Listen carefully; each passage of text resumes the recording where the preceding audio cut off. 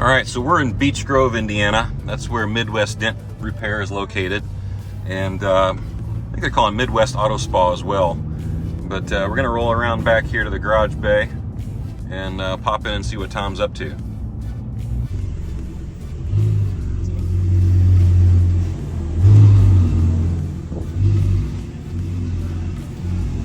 How are you? Looks like you're kind of busy. What have you been up to? Well, we've been pretty damn busy. What's Chevy Bolt's got marks all over, man. What happened to that? From out in Illinois. Oh wow. About 2 or 3 weeks ago. So would they drive it up here to you? Well, he lives here. He was working on Okay. the road, and as he was coming back, stopped at the Lowe's. Yeah. Went inside. As he came back outside, stopped it. Boom. Wow. Just got nailed. And so they brought it. So he travels back and forth and brought it up to you. That's awesome. He got to sit there and watch as this thing just got. Oh, that's awful. So, what? A lot of small impacts, or? Oh man, no, there's some big ones in there. So you got 150. Oh wow, that's some really big ones. Yeah, that's crazy. It's a fun one. So now it's the battle with insurance. I just put this through. So circle it all up, get a quote, figure out all the parts to take it back to pre-storm condition. Yeah. So what year is this Bolt? 60. I mean, this is a lot of damage. How much time have you had in repairing this? Do you think? If I was still in my hail days, about 2.5, 3 days. So, what's going on with the Hummer? Well, I don't want to say this came in from a crappy Mako paint job. Okay. And I mean, you can see how far we brought it back. I mean, it was absolutely a horrible paint job. You can see. So you've been cutting and buffing on it pretty much? Quite a bit of time. And then somebody really messed with the audio system. And I don't like doing, but Yeah. I mean, I was talking about that on the way over. How me and you, like, we did that stuff for years. I mean, I still enjoy it here and there, but would I want to do it every day? I don't think so. like this thing, they screwed it up so bad that there's no plastics left in the door. All the clips are broken, so we ordered all the clips to replace it. And you know, I'm not trying to be like full blown. Yeah. When you see something that somebody has screwed up so bad for something. Yeah, it's hard not to put it back the way it should go, right? So I haven't finished. Like I have made a custom, plexi mount for that, and that's the sub amp, and then a single sub over there. Just went like old school clean. Yeah. Just like we would have done it 20 years ago. The amps are really getting small, the little Class D amps now. 1,000 watt. Isn't that crazy? It's ridiculous. That's awesome. It's absolutely ridiculous. But you can go check this out. I mean, overall, you really don't see H2s in decent shape too much anymore. Oh, wow. They didn't even scuff it before they painted it. Oh, no way. No, it's smooth. Yeah. Wow. So it was just hammered, sand marks, everything. So brought it back to something. Yeah, I mean, respectable. it's presentable now. We really want to hit the undercarriage, but where do you stop? Yeah, right. For some odd reason, Dustin's had a chance to like work on 4 of these now, Yeah. and I mean, just really. That's the reason this guy's here, because of the other ones. You see Okay. pictures, and he's like, okay, well, I've Yeah. got a Hummer. Seen what you can do and Yeah. decided to bring it Still back. not done, obviously. We still got quite a few things to do to touch it up. But 3 out of 4 were pretty gnarly. Yeah. Like paint really needed a lot of love. The metal on these were really hard. this one, the hood was the worst. So we got a little double dent head unit in it too. They were just waiting on self-control to come in, button up the miners, and then they're going to go through and finish, clean the inside, door jam and all that. Just Cool. The finish up. Awesome. And then there's ceramic in the bike next door. Yeah. I think So you just recently got this other side opened up? yeah, this was my original side. Oh, that's right. So Got the bigger unit and then ended up getting this unit again, so. So we needed room for a wash bay and a window tint bay and just some extra space, and we need to be able to control our humidity really hardcore to really make sure the ceramic Yeah, cures well. exactly, yeah. People get what they pay for. Yeah. Because we've learned a lot in the last few years that, it's just the science behind it. Right. It's quite Cool. Well, let me show you the R8. I don't know where this thing came from, but I had it in the garage. You'll probably, it's a little bit dirty, but you'll probably see it right away. I never saw it before until the light was just right. Yep, tiny, tiny little bobble in the hood.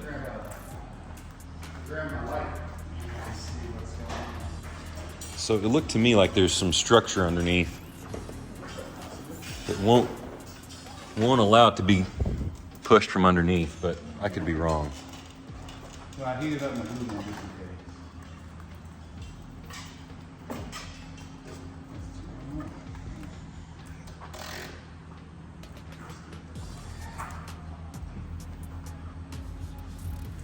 I don't know if we'll be able to pick it up on camera. You know what? I can shut that garage door. It's so small. Yeah, right here.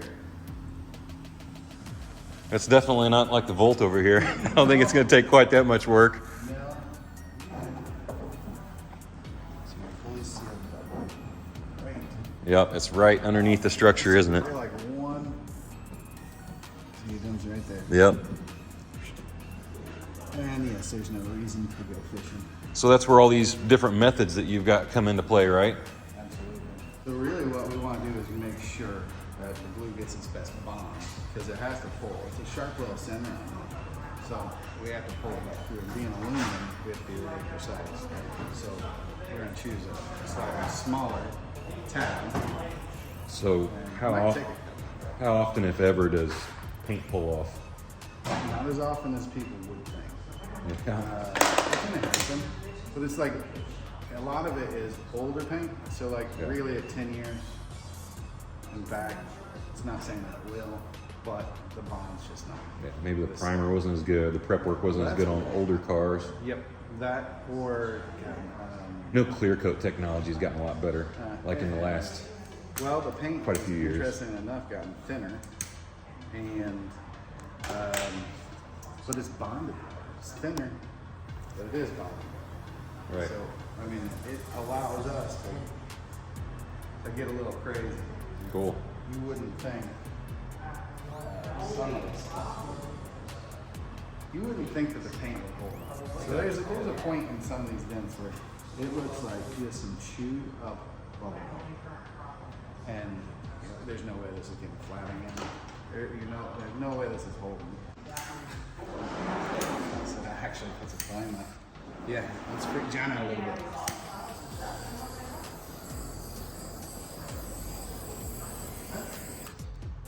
Ooh. Works perfect. We gotta get a tool to the back of this.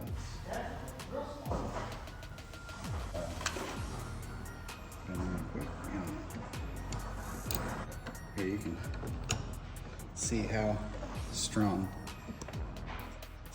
Can you see it moving at all? Yeah. But I'm putting it.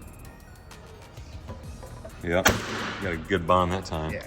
So That's what we were looking for, right? well, we did what we were asking it to do.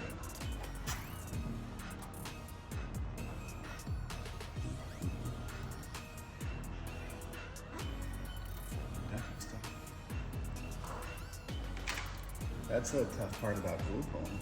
So I'm See that already, little center. yeah, I'm already seeing it looks a lot better. How's it going, boss? Can we get another set of keys? You'll actually have to contact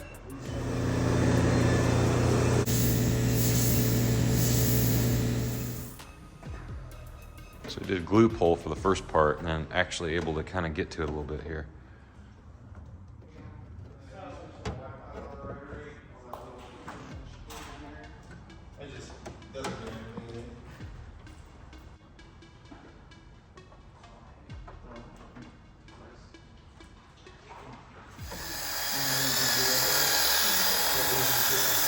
So now we have just where the rock chip was.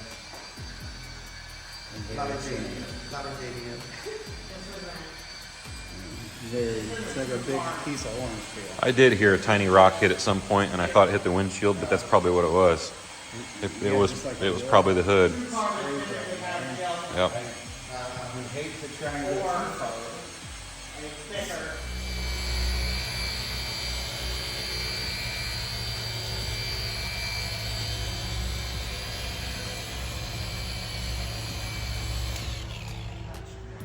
So what were you seeing in the clear coat of that carbon panel? So in the carbon panel, when you look at it, without these lights and our LED, it's much more apparent. But we have a lot of pitting through here. And the pitting is typically, you know, gonna be something like overspray, pollen, things like that, that just sat on the surface for, typically, I mean, something like that could sit on the surface for maybe 2-3 days and cause that minor pitting. Acid rain even do that maybe, or? Acid rain would be larger spots. So acid rain you would kind of look at more like a water spot. Right. So that's what acid rain would look like. This was likely a pollen, or somebody, like the car sat outside while some yard work was getting done, or somebody could have stained a fence close, got overspray on it, wiped it off, but it left a little bit there. But you can see that that initial cut removed a very large amount of it. So whatever that was that did cause that pitting, it's very minor. Yeah, it's minute. Yeah, like it feels like glass over here where you hit it with the polisher. It really does, and it really brought depth back to the carbon, like big time. Yeah, definitely. That's cool. Still have a little bit of marring from, because I did a really aggressive rotary cut at the beginning and then followed through with the small polisher. This paint, this clear coat that you have on the carbon is super soft. As you can see right here, my towel left a few little towel marks in there just from the wipe off. So that would mean that, you know, as we went into this and as we kind of tried to maneuver this specific job, we would have to adjust to probably a thicker, plusher towel. So then when that was done, I'm sure a really hard ceramic coat on that would really be... Yeah, if you put ceramic over this, you know, like a 9H ceramic or something like that, it's probably going to end up in like that 5 to 6H hardness range. Your factory clear coat's going to be anywhere between 3 and 4 on the hardness scale. So this carbon panel specifically, I would probably put it a 2 or a 3 if the towel itself left a couple spots in it.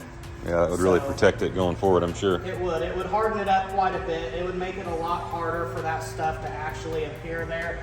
Plus, when you wash it afterwards, your mitt will glide pretty effortlessly across the surface versus grabbing or potentially dragging anything through it. Yeah. I gotta get those wheels done too, man. Check out all that brake dust. Like, yeah, I like brake dust magnets. I think it would be really, really cool to do the fireball iron burn on these, because I guarantee they're gonna turn like purple as it eats all that ferrous material off of it. Yeah, it's a tinted clear coat process that they do to those. So, yeah, I mean, those probably just as much need a ceramic coating to really protect the clear and harden it up. Yeah, definitely. Keep some of that brake dust at bay. Yeah, and you can tell that inside your barrel here, it gets a lot in there too, so that's pretty hard to clean in there. I mean, just running my finger across it, it cleans it up relatively well, but you want to be able to just rinse it. You want to be able to just get that thing in there. Yeah, foam cannon and blast it off and it's gone. Definitely. So you probably want to take the wheels off and do the inner barrels with fireball toweling too. Yeah, sounds good. I'd love to do that. And Cool. then get a nice ceramic on this piano black trim back here. I know that scratches super easy. It does. That stuff scratches. It can scratch up pretty easy. Yeah, so get a nice ceramic coating on that. Doc Dew, so the Doc Dew dual layer tenure, it actually has self-healing abilities too. So if you got, like, let's say we get this gnarly dude right here out that's about yay long, and you got another one like that in there, if it sat out in the sun, and we've seen it in person, if it sat out in the sun for a period of time and got that panel hot, come back later, the coating went back into itself. Yeah. As long as it's not through the coating, you know, Right, as long as it's realistic. The only thing is, unlike PPF, which PPF can self-heal multiple times, the coatings don't have that ability. Once it self-heals in that specific spot, It won't do it there probably again. won't do it again. Yeah. So. Huh. Cool. The technology is really neat with that stuff. It is. The technology is really neat, and the reason for that is because the Fireball Doc Dew has such a high silica content. So the ceramic content of Doc Dew is 20 to 30% more than a lot of the coatings on the market that are marketed at that 8-year, 9-year, 10-year range. They typically have anywhere from 70 to 80% silica in it. Doc Dew has 90 something. Don't you have some product up there Show me what you guys use.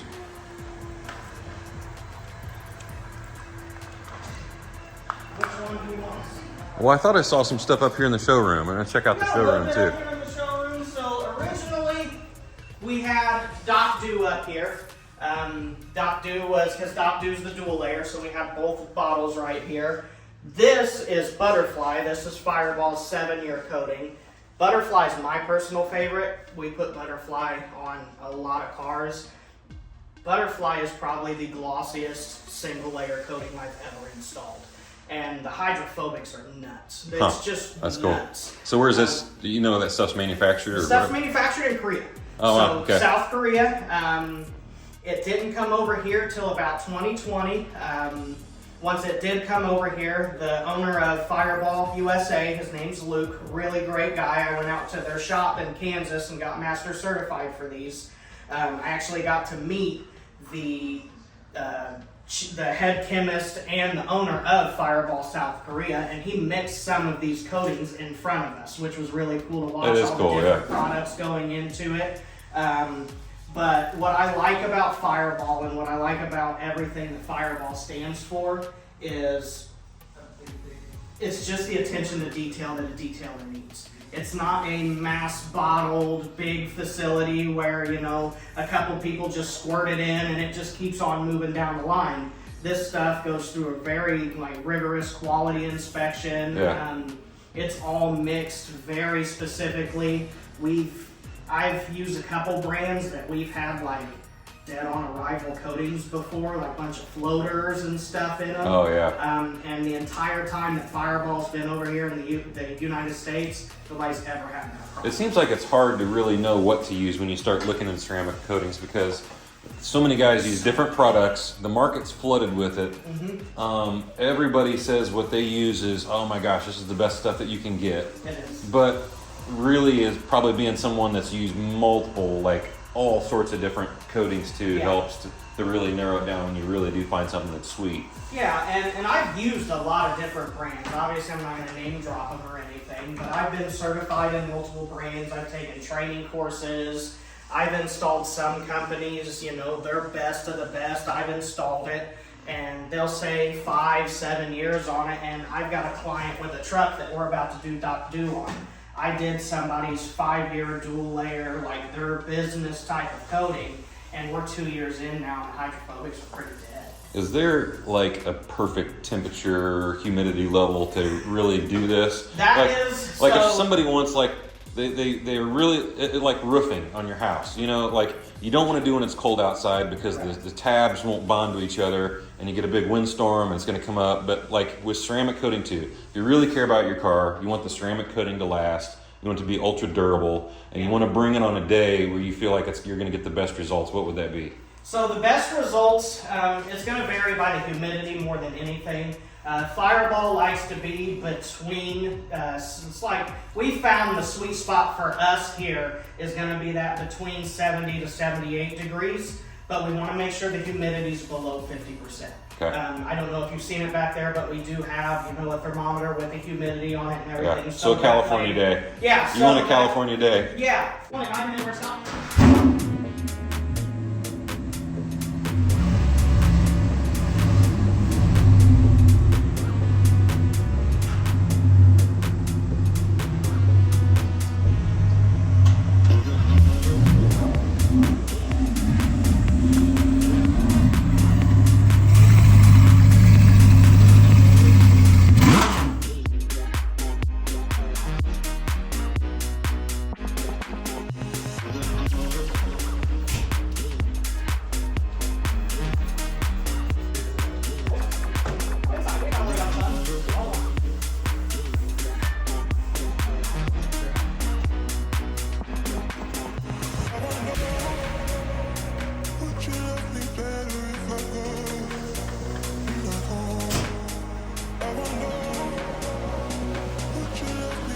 Cool story about the lugs, the wheel bolts. The Lamborghini, they say Lamborghini titanium on them. Those are the super Leggera titanium lugs off it. Because Audi puts up those wheel bolts.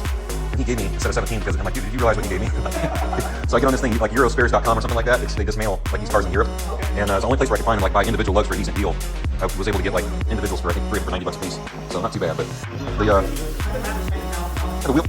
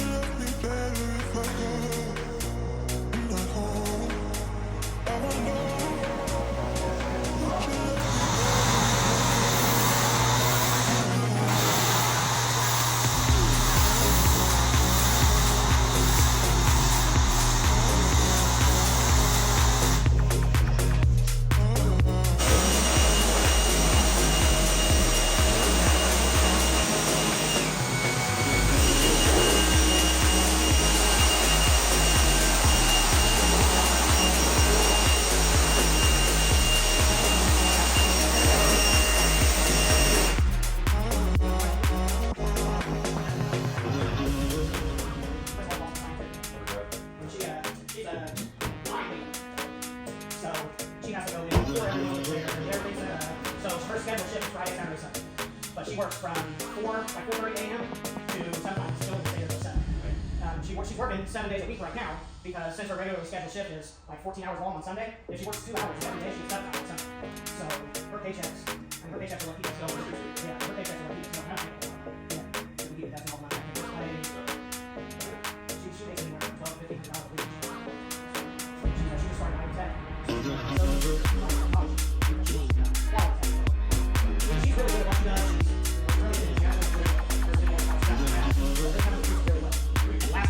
It's funny. I don't care.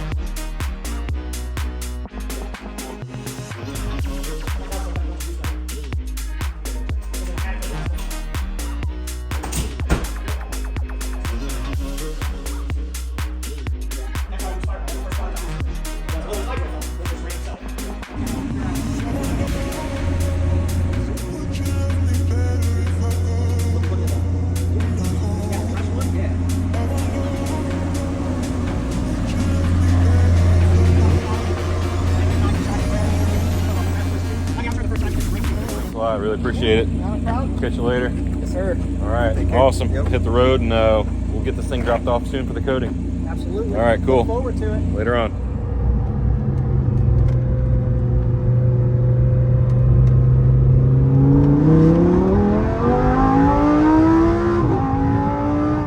Guys, thanks so much for watching. Dustin and Tom did an awesome job on the car. It's looking great. We're going to put it away until the weekend. We've got Cletus and Cars in Indy this weekend, so that's going to be a really cool event. We've also got Graham Rahal Performance Big Cars and Coffee out there, so we'll catch you then. Till then, please like and subscribe. We'll catch you later.